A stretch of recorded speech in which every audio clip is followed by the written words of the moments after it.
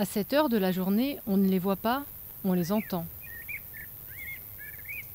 Cette haie naturelle est un refuge pour les oiseaux.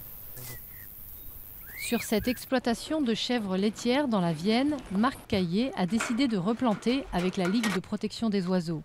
Objectif, favoriser la biodiversité. Comme ici, chênes, érables, noisetiers mis en terre il y a 12 ans. J'ai pris conscience qu'il fallait, en plantant des haies, ça veut dire qu'on abritait une faune et que cette faune, il fallait la préserver. Et pour la préserver, il fallait mettre de moins en moins d'engrais, de pesticides. Donc j'ai adapté le système pour en mettre le moins possible. Aujourd'hui, les chèvres mangent davantage de luzerne, produite sur la ferme et moins gourmande en engrais et pesticides que d'autres cultures comme le maïs. Après 5 ans d'adaptation, l'exploitation a retrouvé son équilibre financier.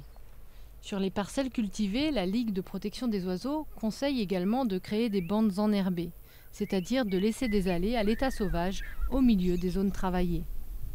Le fait d'implanter une bande enherbée au milieu d'une grande parcelle agricole va en fait apporter énormément de bénéfices à la fois en termes de ressources alimentaires pour les oiseaux, de déplacement pour la faune, mais également pour l'exploitant agricole en termes d'auxiliaires de culture. C'est-à-dire que dans la bande enherbée, on va trouver un certain nombre d'insectes qui vont être en fait des alliés pour l'exploitant agricole sur ces cultures qui sont à proximité de la bande enherbée.